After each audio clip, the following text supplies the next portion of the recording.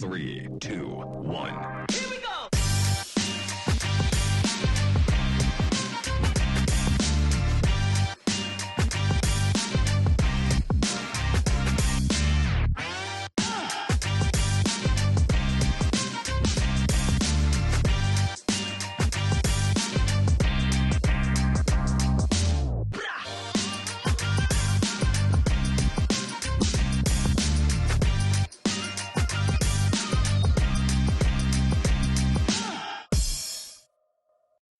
Bonjour à tous et bienvenue sur cette deuxième journée de ce salon Cyclo Hauts-de-France. Nous sommes ravis de poursuivre les échanges avec vous aujourd'hui après une riche journée hier. Nous aurons ce matin également beaucoup d'intervenants et de sujets passionnants. Sans plus attendre, je vous annonce le programme de la matinée. Dans quelques instants, nous parlerons valorisation énergétique et agricole des boues, puis disponibilité de la ressource à partir de 11h30. Mais pour parler de notre sujet du jour, qui est piloté par Douaisis Agglo, donc c'est une conférence pilotée par Douaisis Agglo, nous allons parler des stations d'épuration. Aujourd'hui, dans un contexte de changement climatique, elles doivent s'inscrire dans une démarche énergétique et environnementale globale, car pour ces STEP, comme on les appelle, l'électricité et parfois le gaz sont les premiers postes d'énergie importés. Et la crise énergétique, notamment depuis la guerre en Ukraine, a considérablement compliqué la tâche de ces stations et renforcé leurs besoins de sobriété. Il y a déjà beaucoup de choses qui sont faites sur le terrain pour réduire les postes les plus énergivores, optimiser les pilotages, on verra ça. Et on verra aussi que ces stations d'épuration sont aussi des ressources qu'il faut prendre en compte. Entre 60 et 70% des boues d'épuration font l'objet d'une valorisation chaque année par le biais d'un retour au sol via de l'épandage ou du compostage. Le sujet est en plein développement, mais des évolutions juridiques sont attendues, donc les choses vont bouger. On va en parler aussi et on va faire le point avec tous nos intervenants. Nous les remercions d'être là et nous avons le plaisir d'accueillir Patrick Fesque, directeur des relations institutionnelles de CED Environnement, qui est une filiale de Veolia. Vous allez nous présenter cela. Installez-vous comme vous le souhaitez. Et vous êtes aussi membre du bureau du CIPREA. On détaillera. Cécile Manès, conseillère SATEJ à la Chambre d'agriculture. Bienvenue et merci d'être avec nous. Pascal Duterrier, ingénieur assainissement à Douaisis Agglo. Nicolas Revel, directeur adjoint études, projets, innovation à l'Agence du Nord chez Suez.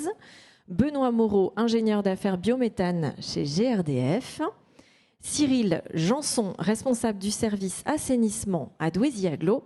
Et Pauline Laurin, directrice marketing chez Pure Control. Merci à tous d'être avec nous. Nous sommes nombreux. Les échanges vont être intenses. Je rappelle pour notre public du jour qu'un temps de questions-réponses est prévu à la fin de cette conférence. Donc vous pouvez noter vos observations, vos questions et nos intervenants se feront un plaisir d'y répondre. Et je rappelle également que cette conférence est filmée et enregistrée. Vous pourrez la retrouver dans quelques jours sur la chaîne YouTube du Salon Cyclo, ce qui vous permettra peut-être de faire pause sur certaines diaporamas parce que vous verrez, c'est très dense, il y a beaucoup de choses à voir et parfois on a envie de revenir sur certaines informations.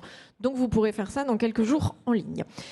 On va commencer. Je me tourne vers vous, Patrick Fesque. Je précise que, donc on l'a dit tout à l'heure, vous êtes également membre du bureau du CIPREA, c'est le syndicat des professionnels du recyclage par valorisation agronomique. J'espère que j'ai tout bien dit. Donc vous êtes très bien placé pour nous poser le cadre de ce sujet et on vous écoute. Merci beaucoup. On va voir si cela fonctionne, oui. Tout d'abord, le CIPREA, pour être assez rapide, nous sommes présents, c'est l'ensemble des professionnels qui pérennisent le retour au sol des matières fertilisantes organiques. On est présent sur toute la France. Ça représente quand même 10 000 emplois, cette activité. Et vous voyez, il y a 200 sites qui va du biodéchet jusqu'à la gestion des boues, et vous avez les quelques chiffres. On va d'abord partir de très haut, parce qu'avant de rentrer sur c'est quoi la réglementation, faut prendre un peu de recul et voir la valorisation agricole des boues. Est-ce que c'est quelque chose d'unique en France ou bien quelque chose qui est partagé dans le reste de l'Europe? Et tout de suite, le chiffre à retenir, c'est plus de 50% des pays en Europe valorisent leurs boues en agriculture, soit par épandage direct, soit par compostage. Vous avez à gauche sur l'écran les chiffres en France en 2022. Vous voyez que l'épandage, c'est 32% et le compostage, c'est plus de 51%. Donc, on est très largement majoritaire sur les données françaises. Et en Europe, on est dans la moyenne, en fait. On s'aperçoit que des pays comme l'Irlande valorisent leur boue pour 95% en agriculture. Donc, c'est vrai qu'on a entendu depuis plusieurs années un petit message qui est non, mais la valorisation agricole, c'est quelque chose de passé, c'est pas d'actualité. En fait, c'est une erreur. L'erreur, elle est majeure parce que en fait, valoriser ces boues en agriculture, c'est répondre à un besoin, combattre la dégradation des sols et atténuer la crise du phosphore. Alors, la crise du phosphore, on l'a surtout connue depuis la guerre en Ukraine, où là, on s'est aperçu, mince, on dépend de l'extérieur pour tout ce qui est engrais. Mais en France, dès aujourd'hui, 40% de nos sols sont déficitaires en matière organique. Or, valoriser ces boues en agriculture, c'est apporter de la matière organique au sol. Et au niveau Europe, c'est la même chose. L'autre élément sur cet aspect crise du phosphore, il faut avoir en tête que le pic de production mondiale du phosphore est attendu entre 2030 et 2040. Donc là aussi, il ne faut pas se leurrer. Dans le temps, tout ce qui est engrais va augmenter. Donc c'est bien quelque chose d'important et la valorisation agricole, c'est une chose importante. Alors là, je vous ai mis un slide, je ne vais pas rentrer dans les détails, mais retenez que valoriser ces boues en agriculture, on ne le fait pas juste pour se débarrasser d'un déchet, c'est que ça répond à un besoin du monde agricole. Et ce lien, je dirais, campagne et ville est important. On est dans une région quand même où le monde agricole est très présent. Vous avez là à la fois des apports en termes de nutriments, mais aussi en termes d'efficacité d'absorption du carbone et de porosité. Comme vous aurez les slides en replay, ça permettra d'aller plus vite. Une des questions qui se pose avec la valorisation agricole des boues, mais on pourrait la poser sur plein d'autres matières qui retournent au sol, c'est est-ce qu'il y a des risques ? Alors, on a fait ce travail au sein du CIPREA qui est de regarder par rapport à la réglementation actuelle, par rapport à ce qu'on appelle le socle commun, et j'y reviendrai très rapidement juste après, et par rapport au risque sanitaire, est-ce qu'il y avait un risque sanitaire ? Là aussi, je vous invite à regarder les slides par la suite, mais vous regardez, si je prends le graphique en haut à gauche, vous avez un trait noir, puis une zone rouge. Si vous êtes au-dessus du trait noir et de la zone rouge, c'est que c'est dangereux, que ce soit sur le graphique du bas ou du haut. Très clairement, on a été obligé de grossir parce qu'il n'y a pas de risque, pas d'effet sanitaire. Alors là, vous avez les éléments traces métalliques, assez classiques, mais vous allez retrouver des études bibliographiques. Je vous invite à aller sur le site du CIPREA. Il y a une synthèse des publications scientifiques du sujet, sur le sujet absence d'effets sanitaires, qui recense l'ensemble des publications depuis 2020 sur l'ensemble de l'Europe. Et on s'aperçoit qu'il n'y a pas d'effet sanitaire à condition que les boues soient correctement suivies. Je vous ai mis en haut à droite un petit schéma du plan d'épandage. Parce que là aussi, des fois, on oublie. Comme c'est quelque chose qui est rentré dans les habitudes, on oublie comment c'est fait. On n'épand pas des boues n'importe comment, n'importe où. C'est suivi, on a une qualité de suivi, une traçabilité, et il y a un contrôle de l'État à différentes étapes. Mais je sais qu'après, ça sera beaucoup plus détaillé. Je reste sur un focus un peu large. Vous allez me dire, OK, ça c'est la réglementation française, on attend un socle commun. C'est le slide d'après. Mais qu'est-ce qui se passe en Europe ? Alors, il se passe deux choses. Un, il y a des textes qui sortent. Et vous avez, par exemple, en 2019, la directive sur le règlement fertilisant qui est sortie et qui fixait les normes au niveau européen pour tout ce qui était engrais. On va appeler catégorie A1 dans le socle, j'y reviendrai. Vous avez tout récemment, en avril, la directive eau résiduelle urbaine qui est sortie, qui va modifier, et un collègue de GRDF va en parler, va modifier l'approche de comment on doit concevoir une station d'épuration, de fait que pour certaines, il y a des objectifs de production d'énergie ou, je dirais, d'autonomie et d'effet de serre. Retenez que sur toutes ces directives, ça prend du temps quand même. Je vous ai mis en bas à droite le timing. On en est. Le Parlement a décidé en avril de voter. La ratification sera après les élections européennes. Concernant les boues, il y a 2 textes qui vont arriver. Une directive sur les boues et une directive sur la qualité des sols. Dans les 2 cas, on est quand même très en amont. La directive boue, au mieux, après l'élection de la nouvelle commission, on aura la décision ou pas de revoir la directive qui régit les boues, qui date de 91. Ce n'est pas encore gagné. Donc là, on est sur tous les rapports. Certains pays, et je peux vous le dire, certains pays ne veulent pas revoir parce qu'en fait, ça fonctionne et ils ont des réglementations nationales qui vont plus loin. La directive sol, c'est un peu pareil. La diversité de ce qu'il y a en Europe au niveau de la qualité des sols et du suivi des sols, en France, on est plutôt en avance. Fait qu'on est dans les premières phases qui font que l'Europe sortira peut-être un texte et ça portera beaucoup plus sur le monitoring. Alors là, ne prenez pas peur, mais ça, c'est la réglementation française. Et cette réglementation française, elle a commencé par la loi Egalim, mais c'est surtout inscrit sur la loi AGEC.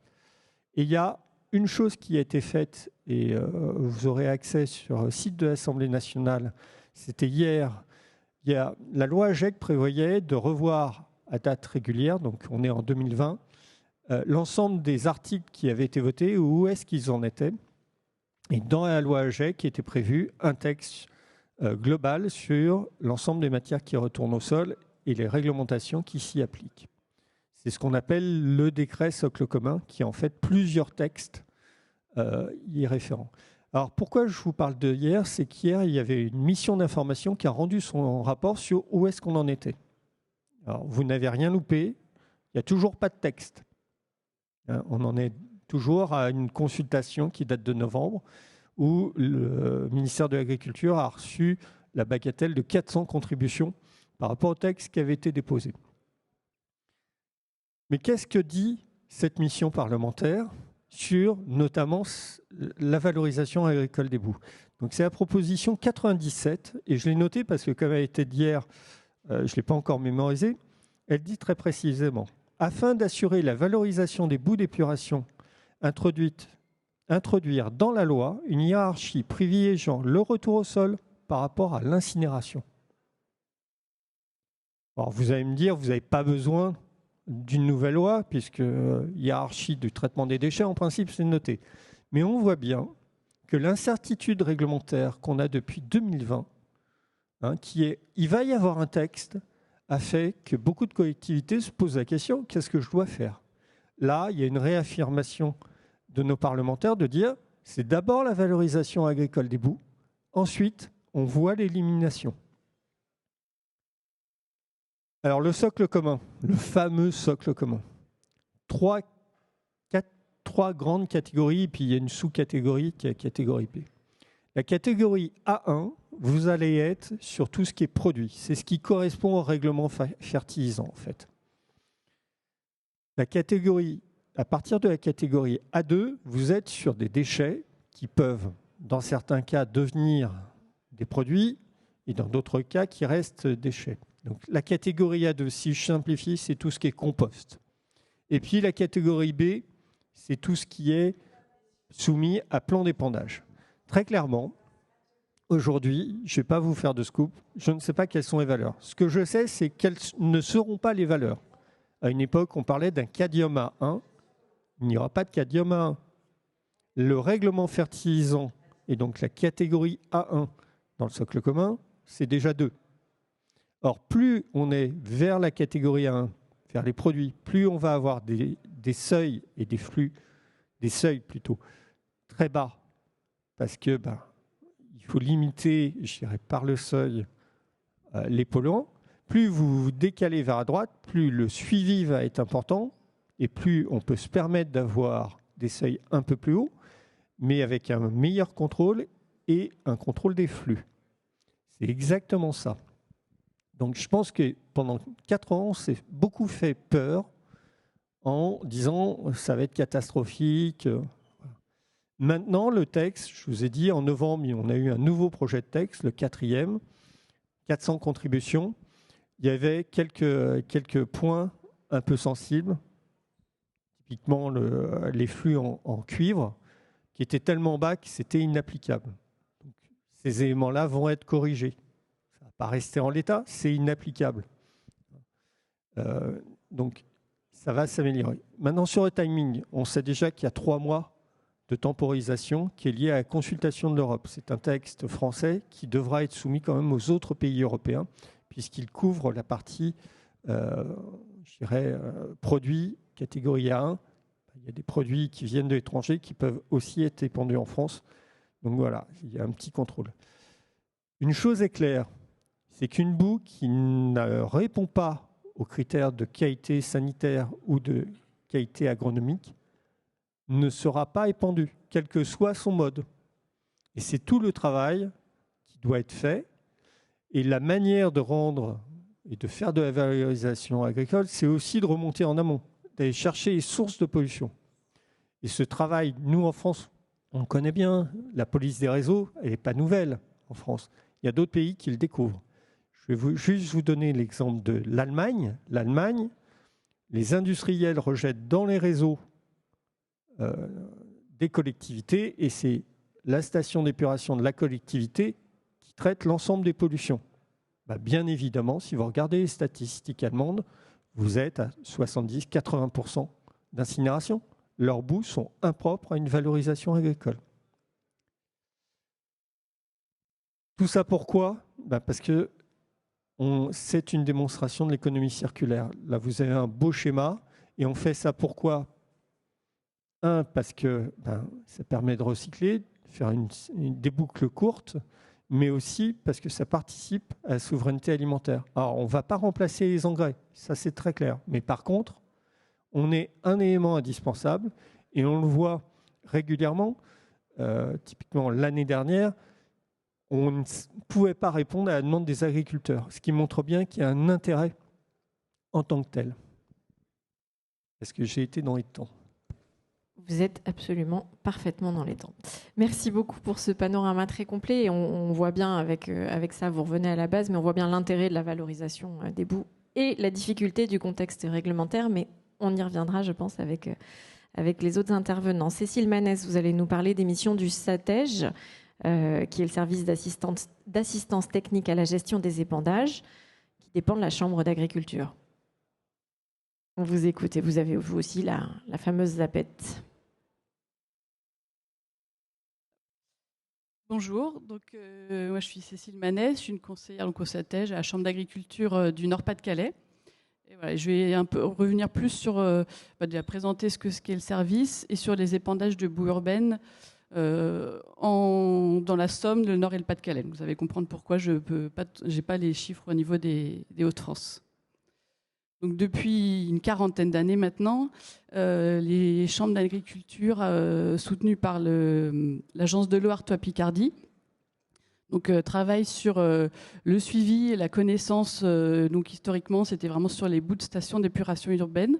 Et depuis 1998, il y a 2 services qui ont été créés, qui sont des organismes indépendants. C'est dans le cadre de la réglementation sur l'épandage des boues urbaines. Donc, il y a 2 SATEG, un dans le Nord-Pas-de-Calais et un dans la Somme.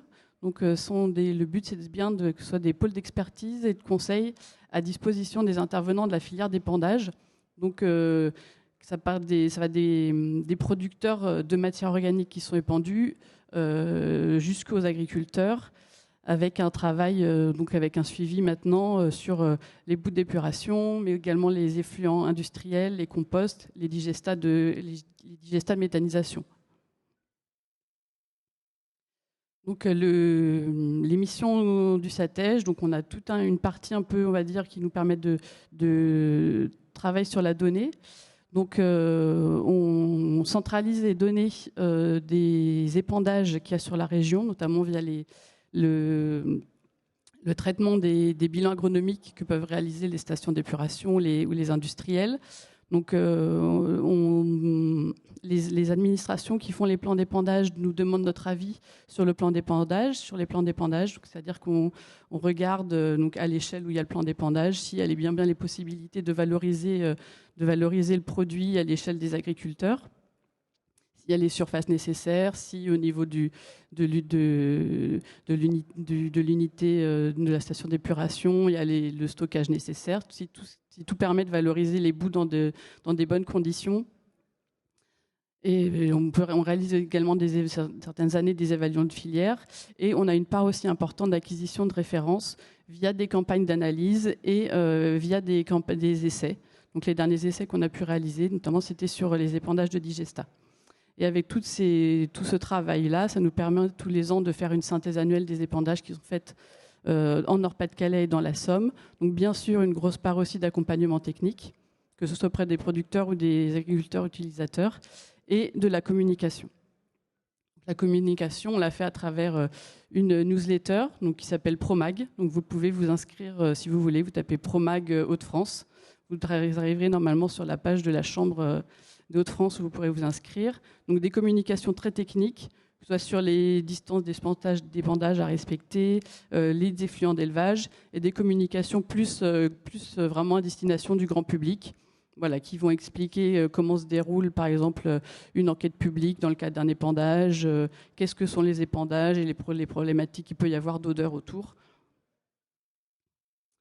Et on a aussi travaillé avec les administrations à réaliser des doctrines qui, quand il y avait un peu des interrogations sur la réglementation, notamment jusque dans les années 2020 sur les stockages des boues de stations d'épuration urbaine où la réglementation n'était pas très précise. Donc dans la région, on a réalisé une doctrine qui donnait des durées de stockage à réaliser au moment sur les stations d'épuration. Donc notamment d'avoir 6 mois de stockage sur des stations qui faisaient des boues déshydratés Cholet pour permettre une valorisation vraiment dans les meilleures conditions au niveau de l'épandage et de ne pas avoir des épandages à des périodes qui ne sont pas bonnes ni pour les cultures ni d'un point de vue environnemental. Et on a aussi réalisé des guides méthodologiques donc qui sont aussi une explication des réglementations. Donc on en a 3 sur les études préalables plan d'épandage, sur les suivis agronomiques et sur l'épandage des digestats de méthanisation. Tout ça, on le fait aussi en appui avec des outils informatiques. Donc on a mis en place une méthodologie d'évaluation de l'aptitude des sols à l'épandage, donc qui s'appelle Aptisol. Et un outil qui nous permet de cycloer, qui nous permet de centraliser les données des périmètres d'épandage et d'épandage sur le bassin. Donc c'est l'outil dans lequel on intègre tous les plans d'épandage et les bilans agronomiques. Donc là, vous voyez un peu sur la région, sur le bassin Haute-Picardie plutôt, là c'est à l'heure actuelle, toutes les parcelles de plans d'épandage qui sont intégrées dans notre outil. Sachant que pour les stations d'épuration, on a la totalité maintenant des plans d'épandage qui sont intégrés et les industries, on n'est pas loin aussi de la totalité des industries qui épandent en plans d'épandage qui sont intégrées. Donc, quelles sont les matières organiques qui sont épandues dans la région pour un peu voir où se situent les boues d'épuration. Donc on a quasi 70% qui sont les effluents agricoles. On a ensuite les composts qui représentent à peu près 9% des tonnages épandus. Donc les tonnages en matière sèche, là, c'est ramené à la matière sèche. On a ensuite, on estime à peu près à 7% de produits importés. Donc ça, c'est des chiffres qui datent pour les produits importés qui datent de 2015. On avait fait une enquête en 2015 qu'on va reconduire cette année ou l'année prochaine. Donc c'est des produits importés qui viennent principalement de Belgique ou des Pays-Bas. Ensuite, on a 7% d'effluents industriels et les boues urbaines, on a à peu près 3%, donc à peu près au même niveau maintenant que les digestats. Donc il y a à peu près 548 stations, d'épuration urbaine qui produisent en Nord-Pas-de-Calais et Somme, qui produisent 85 500 tonnes de matière sèche de boue. Et 90% de ces boues sont épandues, donc soit en épandage direct, 60%, ou il y en a 30% qui sont épandus après avoir été compostées. Sachant que pour quasiment tous, elles sont compostées. Ensuite, le compost est un compost normalisé. Il y a peut-être 1 ou 2 stations qui font ça sous forme de compostage, de compost qui revient sur le plan d'épandage, mais quasiment toutes, c'est un compostage normalisé. Donc les surfaces épandues, on retrouve à peu près les mêmes pourcentages. Donc quasiment 70% des surfaces épandues, c'est par les effluents agricoles. Et aussi pour les bouts de stations d'épuration urbaine, il y a à peu près 3%. Donc à l'échelle du Nord-Pas-de-Calais et de la Somme, voilà, ça fait à peu près 26% de la surface agricole utile qui est épandue annuellement. Et quand on ramène ça à la surface potentiellement épandable, donc la surface sur laquelle on peut vraiment épandre, ça correspond à peu près à 38%, sachant qu'il y a des grandes disparités à l'échelle de la région, vu que notamment la plupart des épandages des flux agricoles ont lieu dans les régions, dans les zones dans lesquelles il y a de l'élevage, comme le sud du Nord, comme l'Avesnois ou comme le Boulonnais, pour les effluents bovins, ou les Flandres, dans lesquelles il va y avoir beaucoup d'élevage porcin ou avicole. Et donc les stations d'épuration urbaine sont surtout épandues dans les zones autour des stations d'épuration. Alors que pour les effluents industriels, on peut avoir des fois des plans d'épandage qui vont être dans des zones dans lesquelles il y a peu d'apport de matière organique et des plans d'épandage qui sont un peu plus éloignés des sites de production. Donc maintenant, je vais parler un peu des évolutions réglementaires et qui vont impacter un peu les épandages des boues de stations d'épuration dans la région. Donc à l'heure actuelle, il y a les textes des zones vulnérables qui sont en train d'évoluer. Donc c'est les zones vulnérables au nitrate. Donc toute la région, le Nord-Pas-de-Calais et la Somme sont en zone vulnérable au nitrate. C'est-à-dire qu'il y a des mesures à respecter en termes d'épandage de produits azotés pour permettre de sauvegarder la ressource en eau. Donc c'est régi par 2 textes. Il y a un arrêté national qui s'appelle le PAN et un arrêté régional et qui sont modifiés à chaque programme d'action. Donc là, on est maintenant dans le 7e programme. Il y a l'arrêté national qui est sorti début 2023 et qui est d'application depuis début janvier cette année. Et il y a le programme d'action régional qui, lui, est toujours en cours de négociation, donc qui n'est pas encore validé. Donc on a encore des grosses interrogations sur la réglementation qu'il va falloir suivre cette année. Donc dans le programme d'action national, il y avait notamment une modification du calendrier d'épandage, c'est-à-dire que les périodes dans lesquelles sont autorisés l'épandage de produits organiques. Donc là, je ne vais pas du tout rentrer dans le détail complet, je vais juste parler vraiment d'un cas particulier. Donc les boues d'épuration urbaine, c'est des effluents qui sont de type 2. Et dans le nouveau programme d'action, il sera plus possible d'épandre ces boues à partir du 15 octobre. Sachant qu'on a fait un peu une étude sur les 2-3 dernières années. Et il y avait une quarantaine de stations, donc en Nord-Pas-de-Calais et la Somme, qui avaient réalisé des épandages, parce que c'était possible. Jusqu'à maintenant, c'était possible, après le 15 octobre. Donc voilà, c'est des stations qui devront faire évoluer un peu leur pratique. Donc soit s'arranger pour faire leurs épandages avant le 15 octobre, ou soit si c'était pour des questions de stockage sur la station qui obligeait à vider le maximum avant l'hiver, pourquoi pas réfléchir à faire augmenter le stockage ou avoir une valorisation un peu différente des boues, comme le compostage dans la période hivernale, pour pouvoir respecter cette période du 15 octobre. Et voilà, maintenant je vais parler un peu du socle commun. Donc je vais faire aussi des exemples précis. Je ne vais pas non plus rentrer, je vais rentrer dans le détail, mais pas le détail complet de la réglementation. Donc il y a trois règles qui vont potentiellement impacter les épandages de boue. Donc c'est la diminution des seuils en éléments traces métalliques et composés traces organiques. Sachant qu'on a fait donc aussi une étude étudiée avec les données de teneur en éléments traces métalliques et composés traces organiques sur les stations de la région. Et avec les seuils qui seront préconisés, notamment le seuil de 5 en cadmium, il y aura 4 stations d'épuration en Nord-Pas-de-Calais qui sont potentiellement concernées, parce qu'il y a certains lots en 2022 qui dépassent les seuils. Donc il y a 3 stations qui dépassent les seuils pour le cadmium, qui dépassaient les seuils pour le cadmium en 2022, et une pour les PCB. Donc c'est des stations au moment ces lots-là, quand le socle commun sortira, qui pour ces lots-là ne pourraient plus épandre leur boue. Il y a aussi maintenant un nouveau seuil qui est arrivé, ce qui est le flux annuel ponctuel et le flux sur 10 ans. Donc là, je vais faire le détail. Donc attention, c'est des tableaux qui peuvent un peu faire peur. Donc là, le premier, c'est l'impact du flux annuel ponctuel. Donc là, les valeurs que vous avez, donc c'est le pourcentage du flux limite. Donc pour l'épandage des boues, donc vous avez à chaque fois les lignes en 2 lignes. Vous avez le BL, c'est les boues liquides. BDC, c'est les boues déshydratées chaulées. B sèche, c'est les boues séchées, et ensuite comp boue, c'est les compostes de boue, épandus dans le cadre de plans d'épandage. Et à chaque fois, il y a 2 lignes, VM pour la valeur moyenne et Vmax pour la valeur maximum. Donc la valeur maximum, c'est la valeur maximum que nous on connaît au SATEJ, donc sur des boues qui actuellement sont épandues. Donc pour le cadmium, vu qu'il y a certaines stations qui peuvent être au-dessus, on a pris par contre la valeur limite, la valeur limite socle commun, on a pris la limite à 5.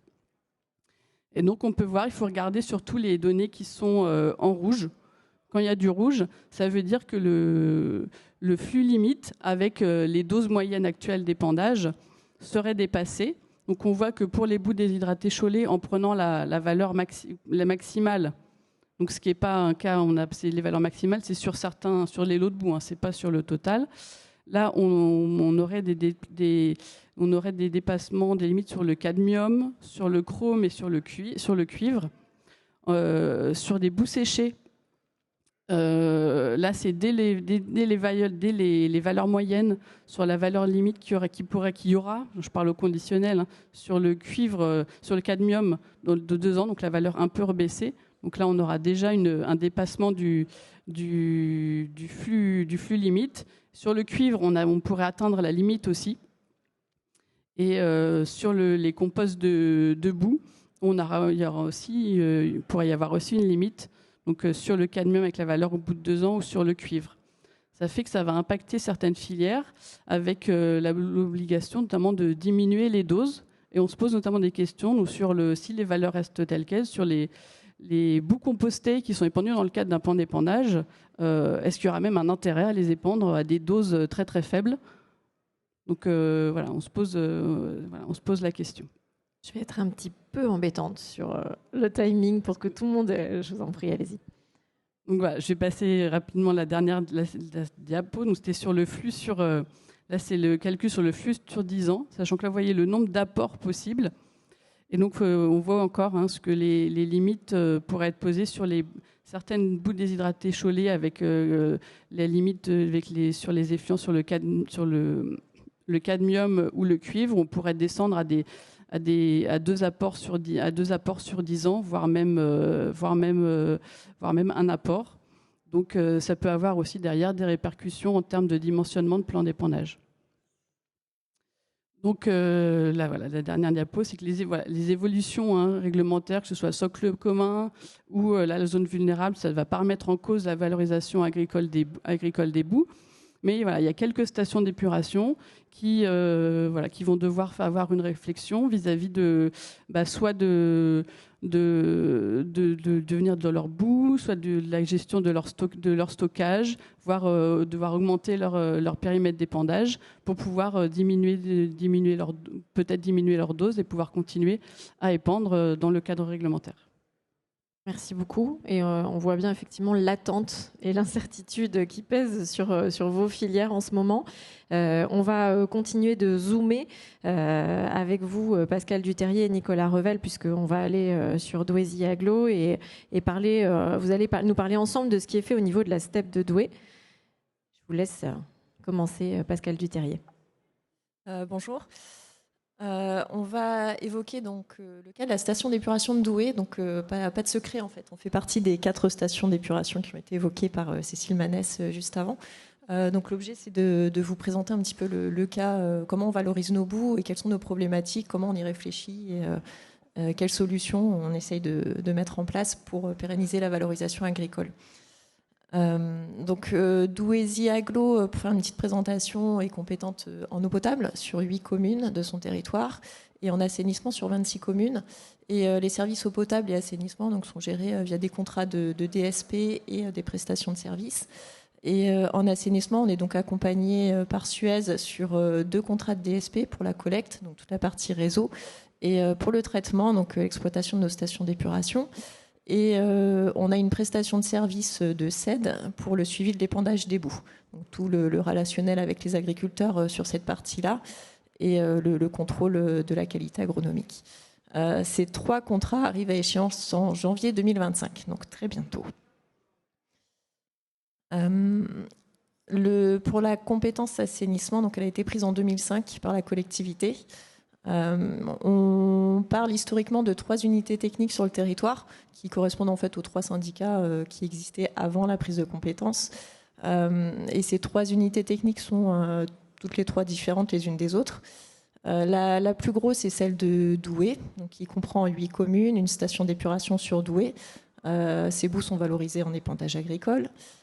C'est un territoire qui est très urbain. Même chose pour l'unité technique de Saint-Lenoble, qui est assez urbain.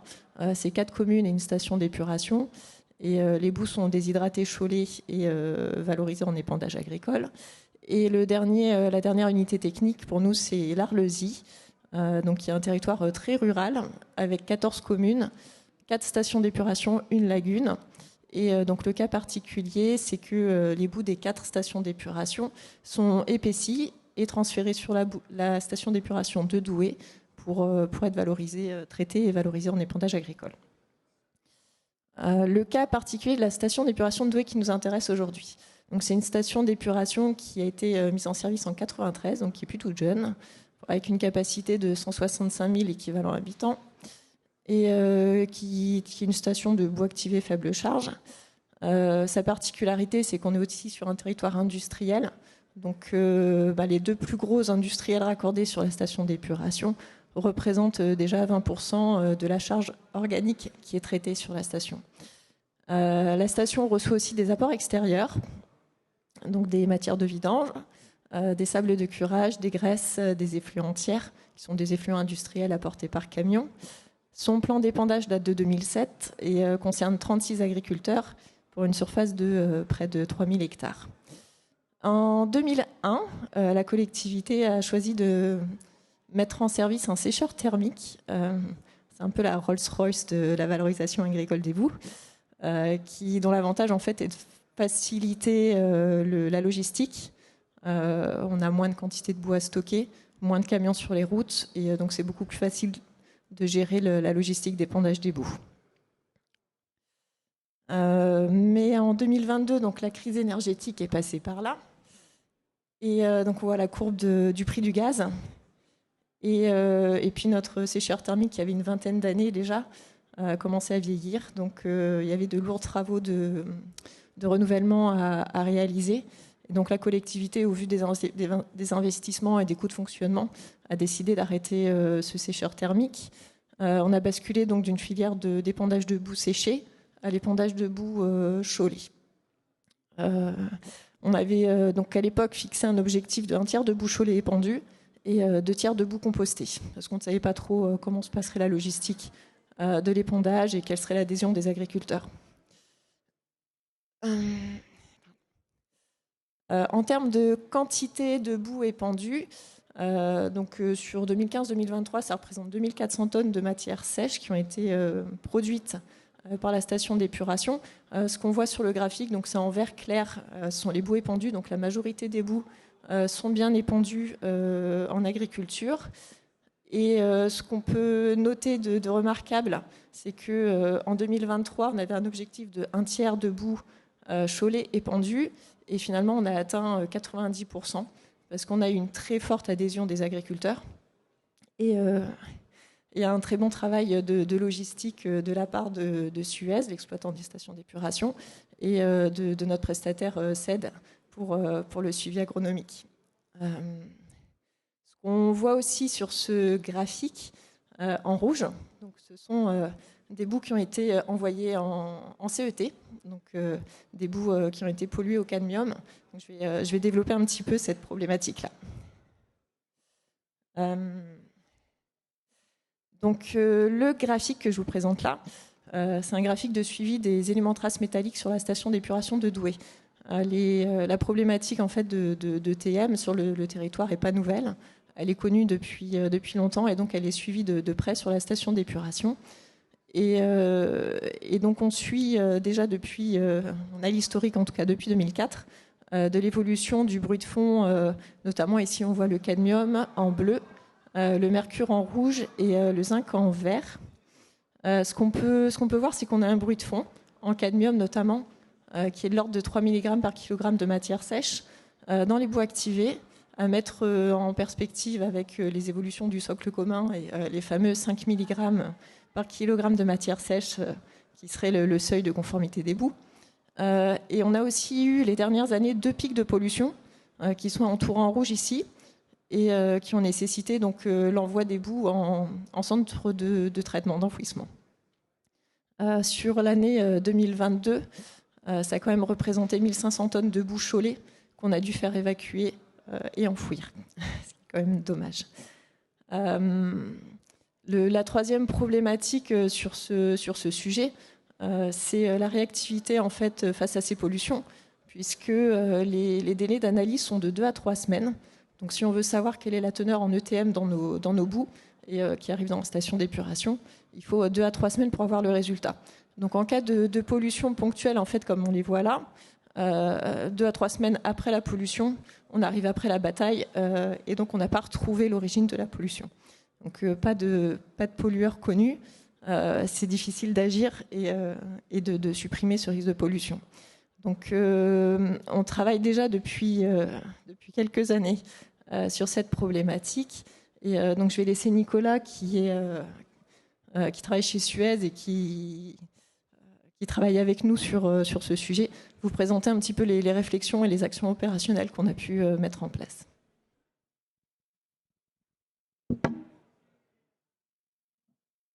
Oui, bonjour. Donc, comme l'a présenté Pascal sur la steppe de Douai, on a une pollution donc chronique avec le bruit de fond à 3 mg par kg de matière sèche en cadmium et des pollutions ponctuelles que vous avez pu voir avec des valeurs bien plus élevées que les 10 mg par kg de matière sèche qui est la valeur limite pour l'épandage agricole aujourd'hui. Donc le cadmium, son origine est principalement, voire exclusivement issue des activités industrielles, notamment le raffinage des métaux.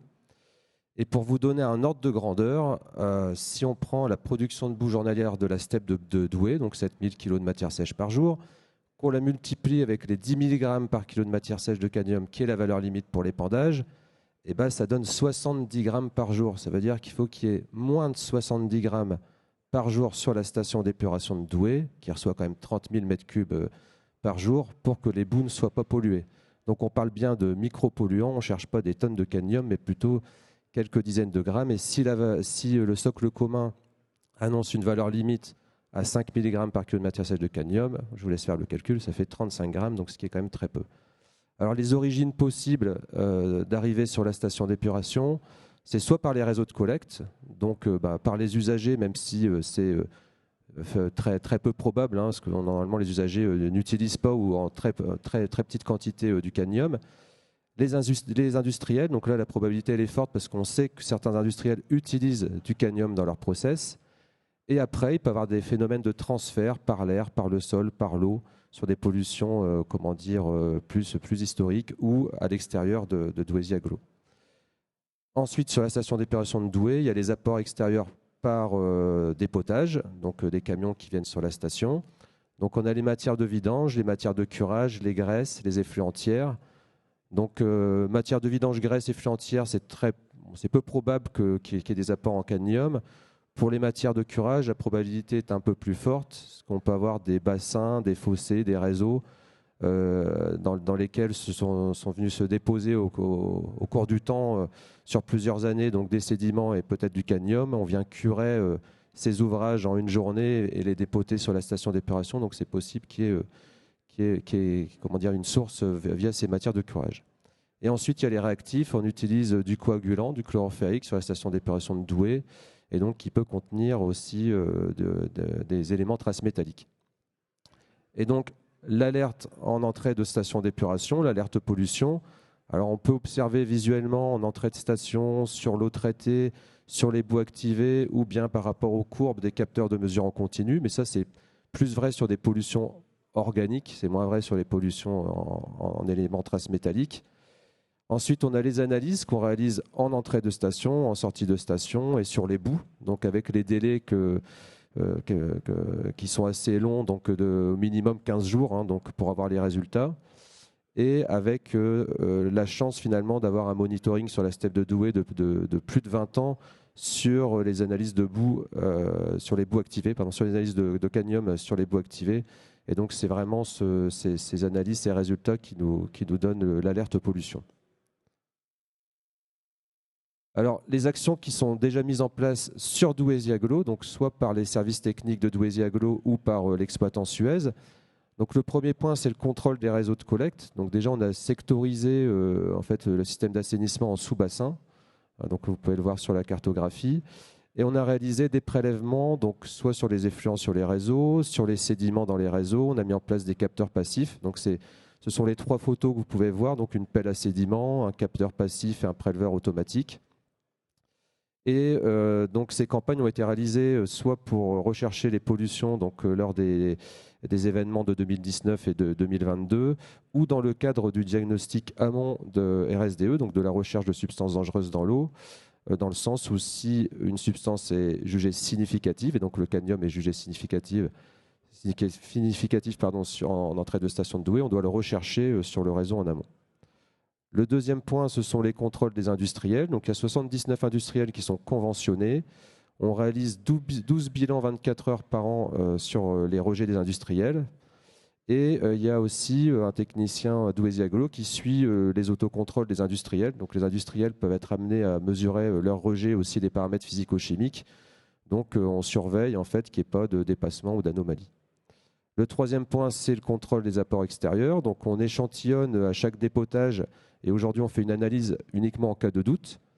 On a aussi arrêté ponctuellement des apports de matière de curage sur certains secteurs qui étaient pré-ciblés lors des pics de pollution. Donc, on suspectait qu'il pouvait y avoir une source de cadmium.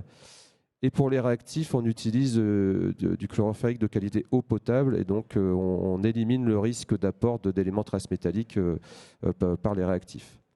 Et le quatrième point, mais j'en ai déjà parlé, c'est l'analyse hebdomadaire des métaux et donc du cadmium sur les boues activées qui permet en fait d'avoir des résultats depuis 20 ans. Alors les actions qui sont envisagées, alors la première forcément, ça serait d'avoir des résultats beaucoup plus rapidement sur les métaux et avoir des résultats sur les effluents et sur les boues. Donc aujourd'hui, la méthode normalisée, c'est de l'ICPMS. Bon, je vous passe la définition, et on a un délai de résultat sous 15 jours. Il existe des alternatives, donc comme la polarographie. L'investissement reste quand même assez lourd, c'est assez complexe à mettre en place, mais on a un résultat donc sous 5 heures, donc ça peut être quand même assez intéressant. Et la deuxième alternative, c'est la photométrie, donc ça reste des analyses rapides, donc l'investissement est moins lourd vu que ce sont des kits qu'on achète, des kits d'analyse. C'est pas très complexe à mettre en œuvre. Ça fonctionne pas aujourd'hui sur les boues et ça reste à confirmer quand même sur les eaux usées, ce qu'on a réalisé des essais sur des échantillons préparés et donc il faudrait le confirmer sur des échantillons réels, même si on n'a pas envie d'avoir une pollution dans les années à venir. Et le délai donc très court, 3 heures. Le deuxième point, c'est surveiller de façon renforcée les réseaux de collecte et l'entrée de stations d'épuration. Donc en continuant les campagnes de prélèvement effluents et sédiments, en mettant en place des capteurs passifs, mettant en place aussi des stations d'alerte qui peuvent être couplées avec un préleveur automatique. Et tout ça, en fait, c'est pour avoir des moyens rapides et une organisation, une stratégie en cas de détection de pollution pour aller très rapidement essayer de localiser la source. Le troisième point, c'est surveiller de façon renforcée les industriels et les entreprises qui viennent dépoter sur la station d'épuration. Donc par un échantillonnage systématique et après l'analyse d'un échantillon moyen hebdomadaire qu'on viendrait préparer. De réviser aussi les conventions de dépotage et les conventions spéciales de déversement, notamment en renforçant le volet juridique pour qu'en cas de pollution avérée, on puisse faire porter financièrement le préjudice donc à l'industriel ou à l'entreprise qui est venue dépoter. Et aussi de rechercher tous les industriels et professionnels qui utilisent des métaux et notamment du cadmium qui soient raccordés au réseau de collecte ou pas raccordés. Donc sur le secteur de Douaisis-Aglo et aux alentours. Le quatrième point, c'est continuer les investigations sur les secteurs qui ont été pré-ciblés lors des pollutions 2019 et 2023 et dans le cadre aussi du diagnostic amont RSDE. Donc par des échanges avec les industriels concernés, en sachant que sur ceux qui sont suspectés, il y a un site en activité et un site qui est fermé. Et en intégrant aussi les autorités compétentes, donc l'ADREAL pour la partie industrielle et la DDTM, donc la police de l'eau, sur la partie collectivité. On pourra aussi mener une étude de compréhension du transfert des métaux, donc via l'air, le sol ou l'eau, vers les réseaux de collecte. Donc là, il y a un schéma qui montre le principe de pollution industrielle atmosphérique et donc de contamination et de transfert ensuite dans le sol et dans l'eau. Et c'est une action qui est en cours, donc j'aurais pu le mettre dans les actions mises en place, c'est la déconnexion des eaux pluviales. Parce que si vraiment on a une pollution atmosphérique, en déconnectant les eaux pluviales de ces secteurs qui sont pré-ciblés, normalement on devrait avoir moins de bruit de fond en entrée de station d'épuration. Le dernier point, un peu curatif, c'est d'étudier les traitements ou de valorisation des boues polluées. Donc l'étude de traitement des boues, du cadmium en fait, dans les boues in situ. Donc Douaisis-Aglo avait lancé une étude avec l'entreprise Exocel. Donc on voit que c'est quand même assez complexe de récupérer des métaux dans les boues. Il peut aussi y avoir des solutions de traitement ex situ et aussi donc, trouver des filières alternatives au retour au sol pour ces boues polluées qui pourraient être une valorisation énergétique par exemple. Donc je rends la parole à Pascal. Donc ça c'est des actions très concrètes. Et je laisse Pascal vous exposer des actions beaucoup plus transversales.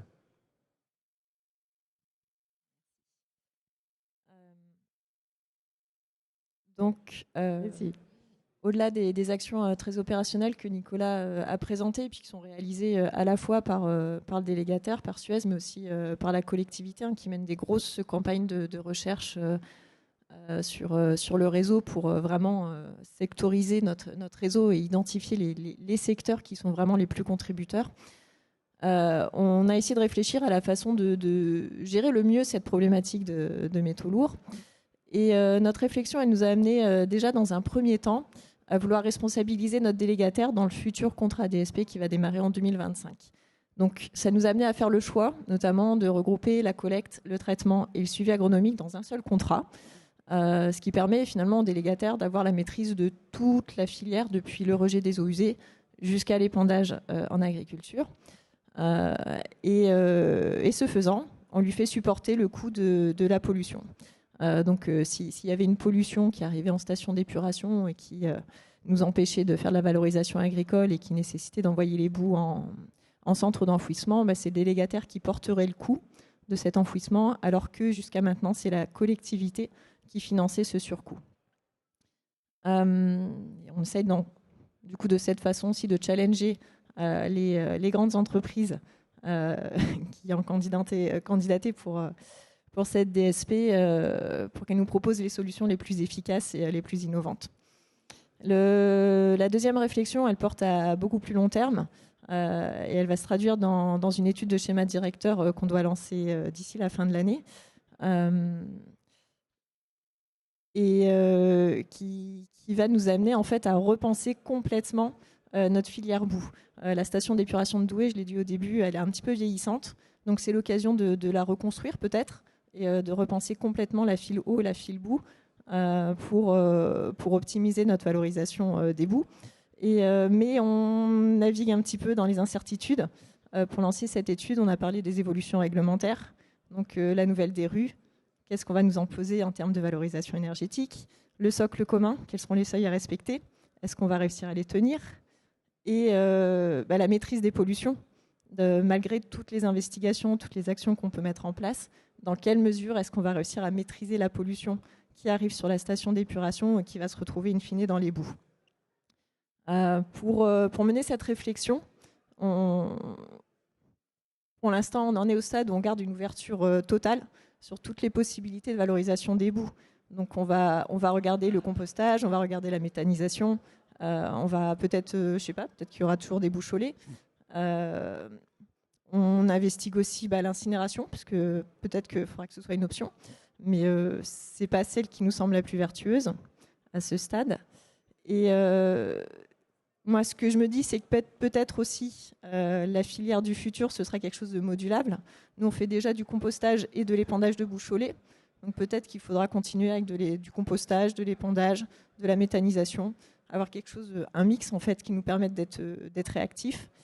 Et je pense aussi qu'il faut, dès le schéma directeur, se demander qu'est-ce qu'on va faire en cas de pollution, quelle va être la filière de valorisation des boues polluées, parce qu'envoyer des boucholets en centre d'enfouissement, c'est vraiment pas satisfaisant en fait. Donc, pérenniser la valorisation agricole, c'est quelque chose qu'il faut essayer de faire, je pense. Mais il y a pas mal de défis à relever, parce qu'il faut pouvoir maîtriser la pollution, ce qui ne sera pas simple. Il faut pouvoir anticiper les évolutions réglementaires, donc prendre des décisions qui vont porter sur de nombreuses années, sur des gros investissements, sans, à ce stade, savoir exactement ce qu'on va nous imposer.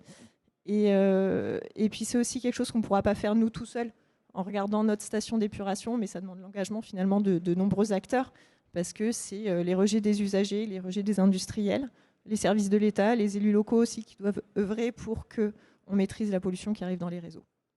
Merci beaucoup pour cet exemple très concret à vous deux. Et encore une fois, on voit bien à quel point vous êtes dans l'attente d'éléments plus concrets avec les conséquences techniques, logistiques qu'il y a un peu en stand-by derrière. On reviendra vers Douaisis Agglo tout à l'heure, mais vous avez évoqué tout à l'heure la méthanisation. Donc on va aller vers la méthanisation avec vous, Benoît Moreau, puisque vous travaillez chez GRDF en tant qu'ingénieur d'affaires biométhane. Donc vous allez nous parler des atouts aussi de cette solution. Merci. Alors effectivement, je travaille pour GRDF. Ma mission est de recueillir et de permettre la production de gaz vert et in fine le recueillir pour le distribuer dans les réseaux communs à monsieur et madame tout le monde, voire les industriels. Pour dire simplement les choses, les boues organiques peuvent être transformées pour partie en biogaz, en biométhane. L'idée globale, c'est les atouts de la méthanisation pour les collectivités. C'est une réponse aux enjeux de développement durable des territoires. On a touché un peu du mot déjà toutes les difficultés de transport de boue et ainsi de suite, de sécher des boues. C'est de réduire les émissions de gaz à effet de serre, bien sûr.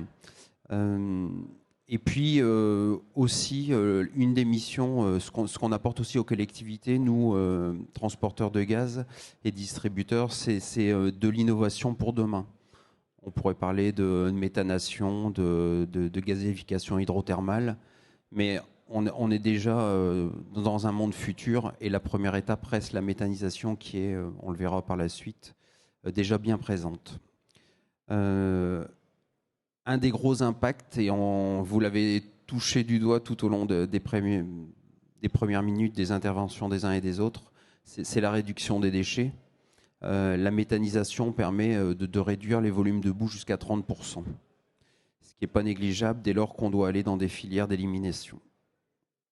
Je passe sur 2 slides très rapidement que vous retrouverez plus tard. Ce qu'il faut retenir, c'est qu'actuellement, il y a un contexte réglementaire qui est très favorable, mais qui aussi parfois donne des contraintes auxquelles la méthanisation peut répondre. Je ne reviendrai pas sur le socle commun, je ne reviens pas non plus sur comment on doit méthaniser. L'État, on a dit tout à l'heure, parfois tout est long. Parfois aussi, il fait bien les choses et il donne les cadres et il vous donne comment on fait pour méthaniser. Vous répondez à la liste de questions, vous répondez à la liste de contraintes et effectivement, vous êtes autorisé. Ce qu'il faut juste retenir, c'est que sur une station d'épuration, dès lors qu'on voudrait méthaniser, on peut tomber sous le coup de la réglementation de l'industrie, ce qu'on appelle ICPE. On peut sortir des rubriques et des réglementations IOTA. Voilà. Ça a été touché du doigt il y a quelques minutes, l'évolution de la DRU. Pour dire simplement les choses, parce qu'on voit un peu plus clair depuis le mois d'avril dernier, on sait qu'en 2045, les stations d'épuration devront s'arranger pour produire en énergie renouvelable verte toute leur production, tous leurs besoins en énergie. Voilà. On est en train de parler d'un comptage au niveau national.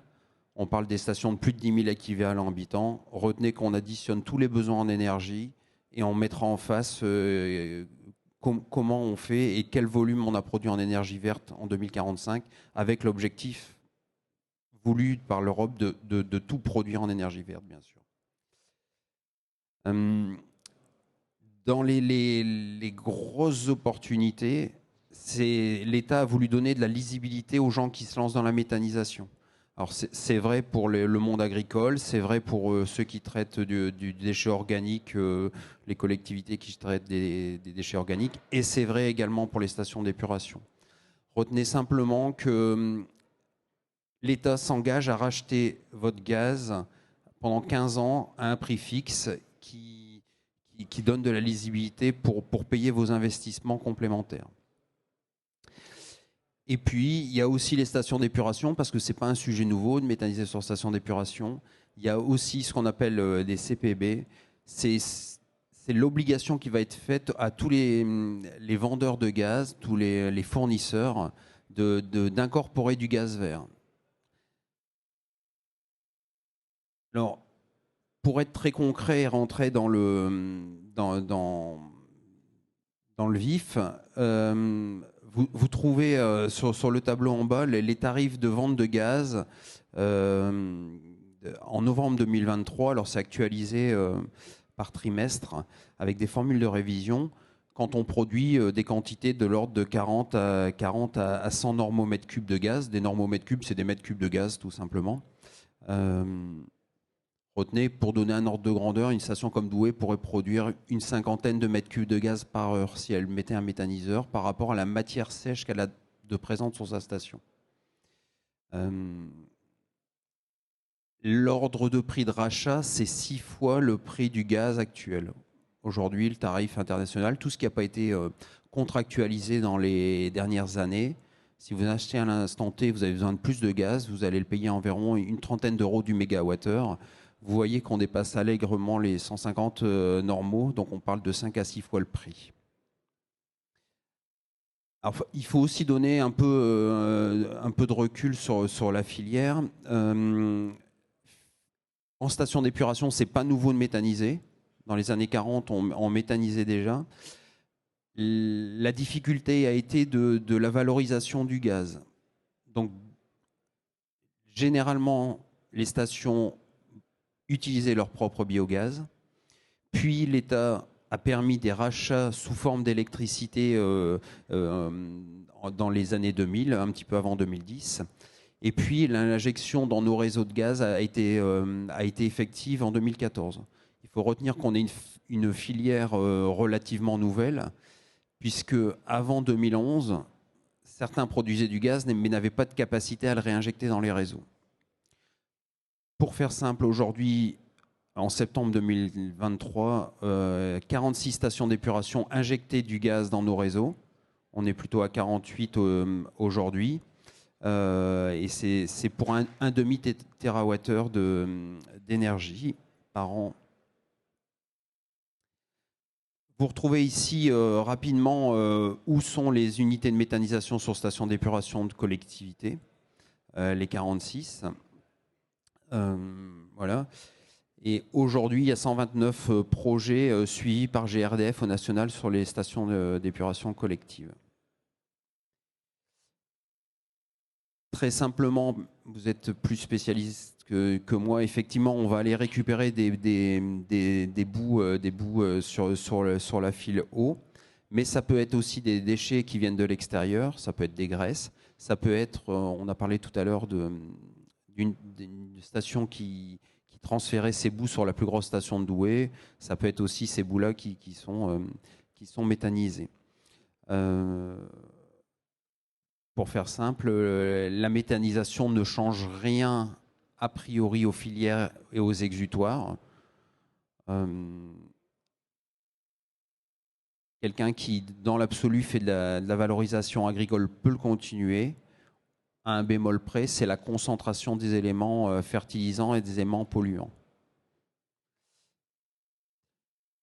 Je rappelle ici rapidement ce qu'est un méthaniseur. Hein. Une station d'épuration a l'habitude d'aérer les flux. Et l'idée de la méthanisation, c'est plutôt de priver d'oxygène les bactéries et de dégrader de la matière pour la transformer en biométhane, CH4. Et donc, on concentre, on transforme une partie de la matière sèche en gaz.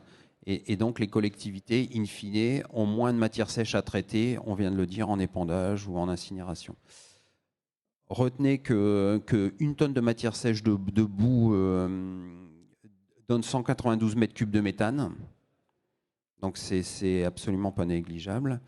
Et puis, je mets bien sûr l'injonction entre nos réseaux et la station d'épuration à travers un poste d'injection. Ce poste d'injection, c'est de contrôler la qualité du biogaz, du biométhane, et de l'odoriser. Parce que vous ne sentez pas l'odeur du méthane, mais vous en sentez bien l'odeur du petit complément qu'on met. Le méthane, lui, étant inodore. Donc, la méthanisation sur station d'épuration, globalement, est bien maîtrisée par les gens qui ont des stations d'épuration parce qu'on touche au même métier, au même savoir, au même process. Donc, d'un point de vue métier, bureau d'études, finalement, c'est assez facile. Voilà. Je vous mets, je passe rapidement, les potentiels de méthane attendus sur des stations d'épuration. Voilà. Et à retenir encore une fois que le volume de boue, réduction du volume de boue de 30%, c'est un des résultats les plus attendus quand on méthanise. Vous retrouvez ici la notion de concentration des éléments polluants. Alors ça peut être, comme l'a dit Nicolas, des stations où on flirte toujours vers certaines limites. Par contre, la méthanisation pourra devenir aussi pour toutes les stations qui se verront interdire certaines filières, notamment l'agricole ou le compostage, ça va devenir un intérêt puisque non seulement ils vont faire un chiffre d'affaires, et en plus ils vont réduire leur volume parce qu'ils savent que par ce socle commun, il y a un vrai risque de malheureusement devoir abandonner les filières classiques de valorisation. Rapidement, la pertinence de se poser la question de la méthanisation sur station d'épuration commence à environ 60 000 équivalents habitants. C'est plus ou moins pertinent qu'on ait des bouts primaires ou pas. Mais c'est aussi une question qu'on se pose dès lors qu'on doit reconstruire, regrouper des stations d'épuration. C'est le cas de quelques collectivités. Ou si on n'a pas si on n'est pas conforme en termes de rejet. Très rapidement, parce que l'idée c'est aussi de se dire tiens, au fait, ça vaut combien cette histoire-là?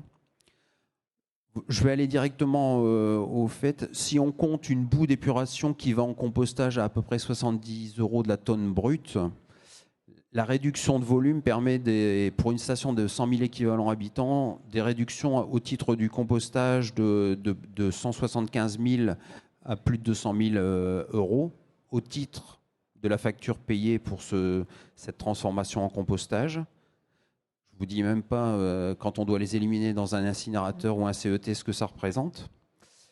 Et puis la recette gaz. La recette gaz attendue dépasse les 600 000 € pour aller à 900 000 € sur une station de 100 000 équivalents habitants.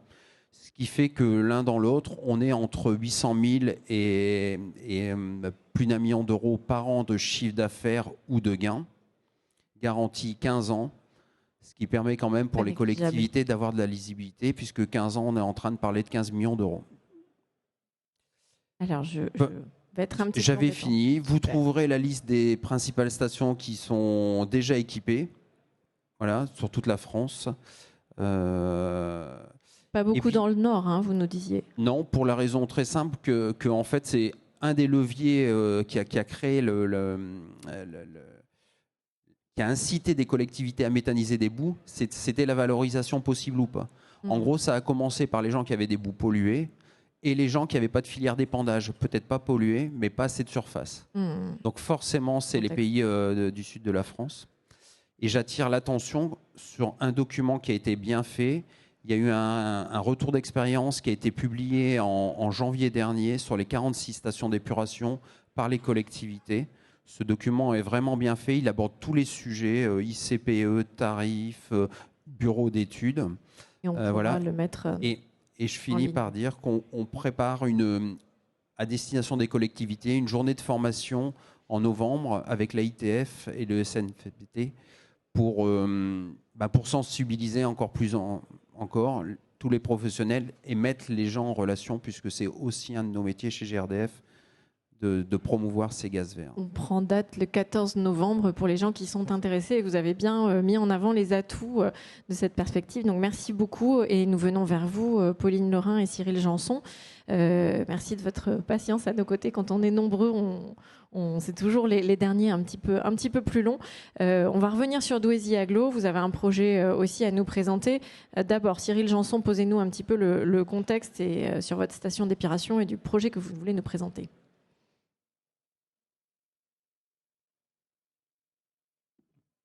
Là, on va sortir un peu du contexte des boues et on va parler plutôt d'énergie. Sur toutes nos stations d'épuration, on a un exploitant qui était très attentif à la consommation énergétique. Ça marche bien. Si. Normalement, si vous le tenez bien près, ils vont monter derrière et on vous entend. Donc, on est très attentif sur la consommation énergétique sur toutes nos stations, avec des actions de sous-comptage, des appareils en renouvellement qui seront moins énergivores, le réglage de l'oxygénation des bassins. Enfin, il y a eu plusieurs actions. Ça a fait baisser la note énergétique sur tous nos ouvrages. Et la collectivité a voulu aller plus loin. Et pour aller plus loin, il n'y a pas que la main de l'homme, il y a aussi l'intelligence artificielle. Et donc on a voulu mettre en place sur une des stations cette solution-là. On a choisi la station de Saint-Lenoble, c'est une petite station de 23 000 équivalents habitants. Parce qu'il y avait un deuxième objectif aussi avec l'intelligence artificielle, c'est de mieux faire fonctionner nos ouvrages. On est sur un système d'assainissement qui est unitaire, et on a des bassins d'orage qu'on remplit, qu'on vidange suivant le rythme de la pluie, et on avait du mal à régler ces vidanges. Donc on pense que l'intelligence artificielle va nous aider aussi sur ce point-là. Je vais laisser la parole pour expliquer quelles solutions on a mis au point. On va faire revenir la ZAPET. Qui passe de main en main. Vous allez nous expliquer effectivement comment ce système d'intelligence artificielle fonctionne chez Pure Control. Oui, alors il y avait quelques slides qu'on avait prévus sur avec de Douaisis Agglo, mais qui est déjà bien présenté par Pascal juste avant. Donc, on va passer. Donc là, c'était les enjeux que vient de nous représenter Cyril, effectivement. On ne va pas parler de boue. En effet, à titre de propos introductif, je vais faire un petit mot sur l'intelligence artificielle et pourquoi l'intelligence artificielle. On a vu depuis tout à l'heure dans la conférence que l'exploitation d'une station d'épuration fait face à beaucoup de complexités. Des complexités de régulation, de réglementation qui arrivent ou n'arrivent pas, on ne sait pas exactement quand. Hier, on a parlé aussi beaucoup de sobriété, pas tellement de sobriété énergétique, mais de sobriété en eau, On a parlé aussi de difficultés de faire face au changement climatique. On a parlé également de l'évolution des prix des gaz, et l'évolution des prix de l'électricité a connu à peu près la même courbe, un peu effrayante ces dernières années. La morale de tout ça, c'est que face à ces complexités, ces environnements qui sont changeants, nos systèmes de régulation, on va dire classiques, qui sont un petit peu figés, ne sont plus forcément suffisants. À l'inverse, aujourd'hui, les avancées technologiques et notamment l'intelligence artificielle nous permettent d'aller vers un autre système de régulation, un système qui est plus dynamique, qui permet de faire de la prédiction, mais surtout aussi de l'adaptation en temps réel face aux changements de contexte. On prend souvent une image chez Pure Control pour expliquer un petit peu ce qu'on fait. On prend l'image de la carte routière, où effectivement, on a tous connu, je pense, dans cette salle, les départs en voyage avec la carte Michelin.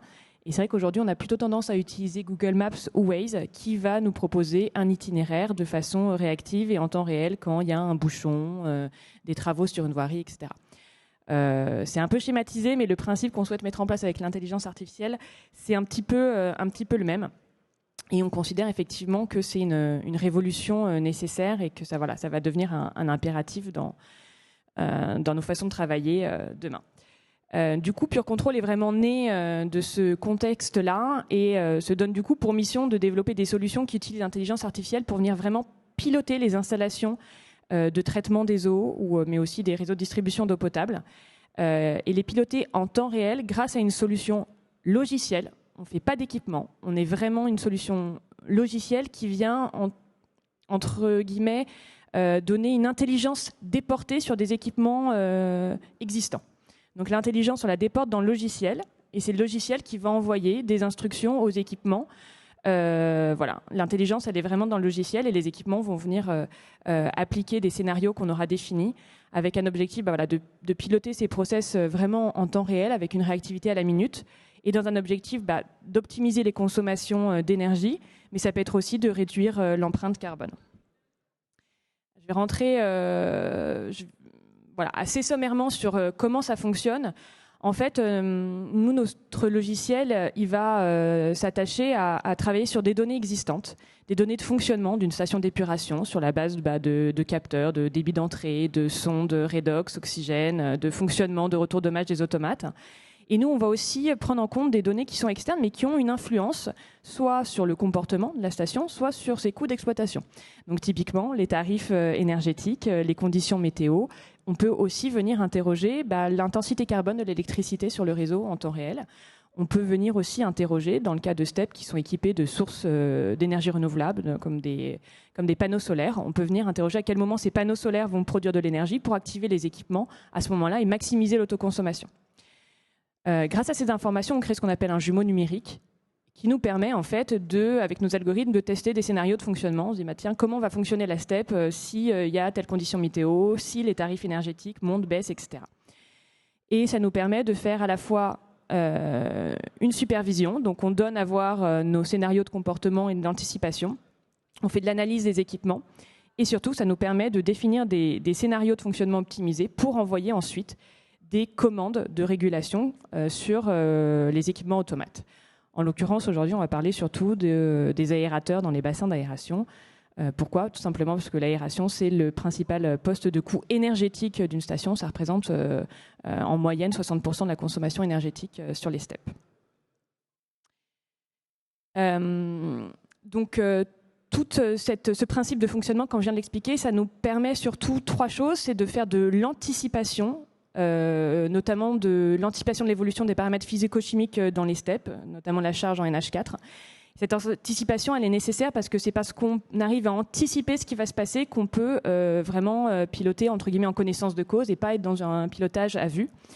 Et ça va nous permettre aussi l'intelligence artificielle va nous permettre aussi d'être dans une adaptation très dynamique, encore une fois, un pas de temps à la minute, et de s'adapter à des objectifs qui peuvent changer ou des contraintes qui peuvent évoluer. Et dans un objectif d'optimiser de façon continue le fonctionnement et l'exploitation d'une station d'épuration. Dans le cas qui nous intéresse, on le disait, donc Pure Control est mis en place sur la steppe de Saint-Lenoble, donc une station d'épuration de 23 000 équivalents habitants.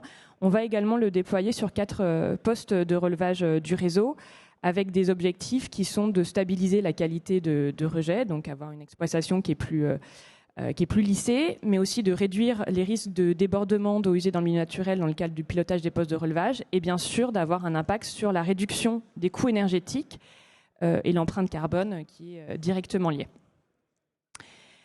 Donc, ce qu'on va présenter aujourd'hui, ce sont des premières perspectives de résultats, parce qu'on a un pilotage effectif de la station qui est en place depuis assez peu de temps, depuis mi-mai. Donc un premier résultat qu'on met en place, que je disais, c'est un élément qui est essentiel au fonctionnement de la solution, c'est la partie supervision et anticipation. Là, ce qu'on voit, par exemple, c'est un tableau de bord qui nous montre à gauche, en couleur, les dernières 24 heures, qu'est-ce qui se passe réellement au niveau des cycles d'aération dans la station d'épuration. Et à droite de la ligne à pointillés, nos algorithmes donnent à voir ce qu'ils souhaitent mettre réellement en œuvre et ce qu'ils vont envoyer comme commande de pilotage pour les prochaines 24 heures. Ce qu'on voit, donc les grandes barres en gris ou en coloré, c'est les cycles d'aération avec leur durée. En jaune, on voit les tarifs électriques et la ligne en rouge, c'est la charge en NH4, donc pour contrôler évidemment la qualité de l'eau et le rejet. Donc là, par exemple, on est sur un scénario de prédiction à plus 24 heures. Ce qu'on peut constater assez simplement à l'œil nu, c'est qu'on voit que la courbe rouge de la charge en NH4, nos algorithmes ils décident de la laisser grimper gentiment, toujours en respectant la limite légale, durant les heures pleines. On voit la ligne jaune du tarif électrique. Et en fait, ce qui va se passer, c'est qu'au démarrage de l'aire creuse, on va lancer un cycle d'aération assez long pour faire retomber la charge. Et ça va être un principe de fonctionnement qu'on va suivre et pour venir optimiser les coûts de fonctionnement électrique, en tout cas de la station d'épuration. Vous pouvez parler par-dessus. Ouais. Donc, quand je disais, on peut voir aussi dans les premiers résultats, donc dans le pilotage qu'on a mis en place depuis quelques semaines. Là, on est un petit peu sur un avant-après. Donc, on voit la période de début du pilotage par Pure Control à partir du 13 mai environ. On constate, et ça c'est un comportement qu'on voit dans la plupart des stations d'épuration qu'on va venir piloter avec Pure Control, en fait on va constater une amplitude un peu plus importante des cycles d'aération. C'est-à-dire qu'on va essayer d'avoir des cycles d'aération peut-être plus longs et moins fréquents et avoir aussi une amplitude de comportement de la charge en NH4 qui va être plus importante.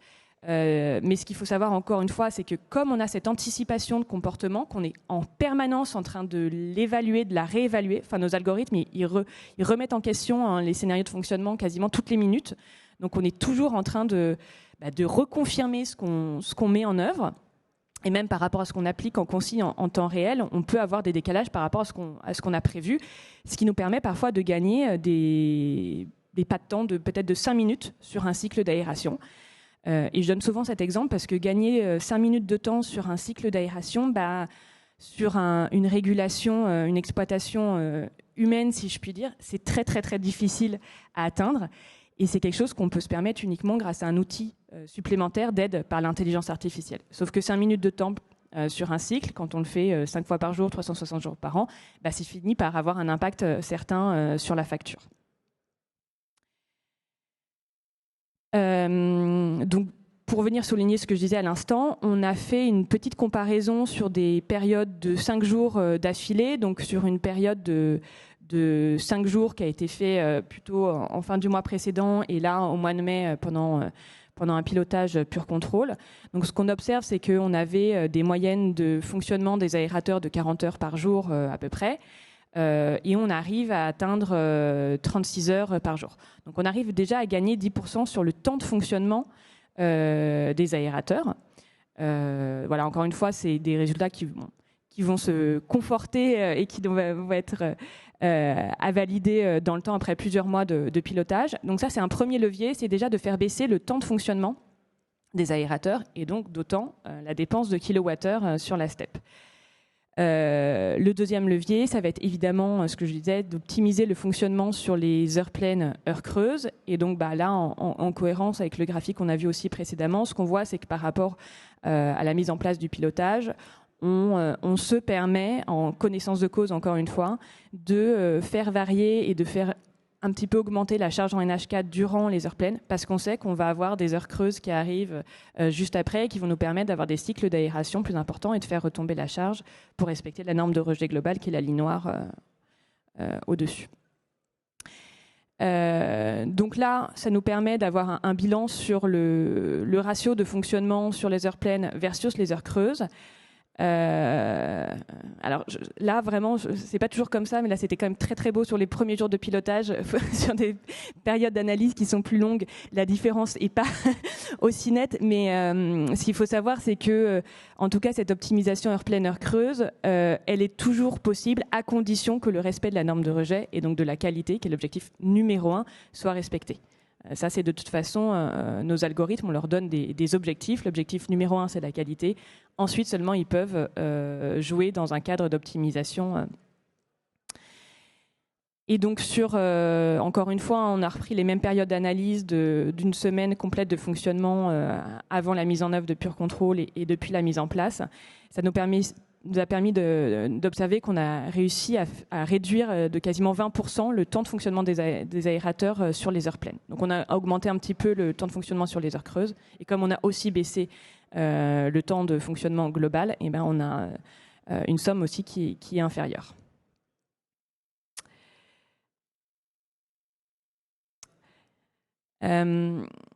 Quelques mots quand même sur l'utilisation d'outils d'intelligence artificielle. On en parle beaucoup, c'est un mot qui est un peu à la mode. Parfois, on se dit c'est génial, c'est de l'innovation, c'est demain. Parfois, ça peut faire un peu peur. En tout cas, ce qui est certain, c'est que nous, on s'attache vraiment, enfin voilà, tous les éléments, les dashboards que je vous ai montrés, on s'attache vraiment à donner de la visibilité. Et c'est clé parce que au-delà des économies d'énergie, en fait, l'outil a aussi pour objectif d'aider à l'exploitation de la STEP et d'amener des clés de compréhension. Et du coup, la concertation avec les exploitants d'une station d'épuration, elle est clé. Et l'appropriation aussi de la plateforme, elle est très importante parce que, encore une fois, ça donne des clés de compréhension sur le comportement. Et c'est aussi très rassurant de dire, ah tiens là, il est prévu de faire ça dans les prochaines 24 heures, mais aussi on comprend pourquoi, parce qu'on voit l'évolution de la charge, on voit les tarifs énergétiques, etc. Et puis les clés de la réussite aussi, c'est de pouvoir apporter de la preuve de résultats, de pouvoir répondre à la promesse qui a été faite en l'occurrence à Douaisis-Aglo et voilà, de leur montrer qu'on est capable d'apporter des résultats concrets. Alors justement, merci beaucoup. Vous aviez fini ou je vous coupe la parole ? Non, voilà, Cyril Janson, on va conclure avec vous très rapidement avant de prendre quelques questions du public s'il y en a. C'est un peu tôt, on l'a dit, pour un vrai bilan, mais quels bénéfices déjà vous en tirez, vous observez et vous espérez tirer de tout ça ? Premièrement, c'est qu'on est très satisfait du résultat sur les 15 jours, 3 semaines qu'on a eu ici. On espère que ça va se confirmer et je pense que ça va se confirmer parce qu'en fait, la solution va continuer à apprendre et va optimiser encore plus avec le temps. Donc, normalement, on devrait être encore meilleur dans les mois suivants. Ce que je voulais ajouter, oui, c'est qu'il fallait une concertation avec l'exploitant. C'est pas que la machine, la solution qui pilote. Il faut qu'il y ait quand même des garde-fous derrière. Et sur les garde-fous, donc la solution en a, et nous on en a remis des un peu plus stricts quand même, pour être sûr qu'on n'ait pas de dérive. Donc on va pouvoir encore gagner, je pense, si les garde-fous on les décale encore un peu. Donc c'est vraiment un résultat positif et enfin voilà, on est très content pour l'instant de cette solution. Question peut-être un peu piège, mais est-ce que sur la question financière, qui est un peu le nerf de la guerre, comme on sait que c'est un pôle important, la consommation énergétique, vous avez des prévisions, vous avez des plans de gains ? On parle de 20%, ça se traduit comme ça dans vos budgets ? Alors pour l'instant, c'est la collectivité qui a investi sur la solution. Donc on n'en a pas parlé, mais c'est une solution où on a un abonnement mensuel. Donc qui peut s'arrêter d'ailleurs du jour au lendemain si on n'est pas satisfait. On peut dire voilà, on arrête sans préavis. Et donc on attend vraiment de savoir quel gain on va avoir pour discuter avec l'exploitant du gain qu'il y a et comment on va se le partager. On fera le bilan sur le prochain cyclo alors. Ouais, si je peux juste revenir là-dessus, effectivement, on est sur un modèle économique de SaaS, de software, avec une solution qui est sans engagement, effectivement. On le fait sciemment, on est conscient du risque. Un risque ? Oui, c'est un risque. C'est aussi un incentive à apporter de la preuve de résultat, comme je disais. Bon. Et je voudrais aussi le souligner parce que je me souviens d'intervention d'hier sur la plénière. Vous avez été une spectatrice assidue, je l'ai bien vu. Et merci. Et souvent, on dit oui, mais les enjeux environnementaux passent après les enjeux financiers. Ce qui est vrai. C'est un peu malheureux, mais c'est un fait. Aujourd'hui, la crise énergétique est assez porteuse par rapport à notre solution. Mais l'avantage, ça veut dire qu'aujourd'hui, la solution Pure Control, elle fait partie des quelques exemples qu'on peut mettre en avant de solutions qui sont rentables économiquement et qui apportent une plus-value environnementale. Oui, parce qu'il ne faut pas l'oublier, que c'est aussi ce qui nous motive. Et oui, bien sûr. Et sur le plan de l'énergie aussi, la question de la souveraineté en termes de... Voilà, et comme, encore une fois, c'est une solution qui est auto-apprenante et qui va s'adapter au contexte évolutif, c'est aussi une solution qui va s'adapter si... demain, encore une fois, il y a un projet de rendre la steppe autonome en énergie et d'avoir des sources d'énergie renouvelables. Ou si demain, il y a des objectifs de réduction de gaz à effet de serre, peut-être qu'on donnera à nos algorithmes des objectifs de pas seulement piloter en fonction d'heures pleines, heures creuses, mais d'aller interroger l'intensité carbone de l'énergie sur le réseau, etc. Plein de perspectives d'évolution qui sont vraiment intéressantes. Et comme vous l'avez dit, l'IA, c'est pas que le chant des sirènes, c'est du concret, quoi. Merci beaucoup. Est-ce qu'il y a des questions dans le public concernant tout ça? Il y a eu beaucoup d'informations. C'était parfois technique et en même temps, ça nous projette vers l'avenir. Ils ont été très complets. Je me permettais de dépasser un tout petit peu parce qu'on avait commencé en retard. Mais de toute évidence, on touche la fin de cette conférence. Donc, je ne vais pas vous relancer. On a bien compris les attentes réglementaires. J'ai noté aussi que vous aviez beaucoup insisté sur les contrôles en termes de pollution que vous mettez tous en place.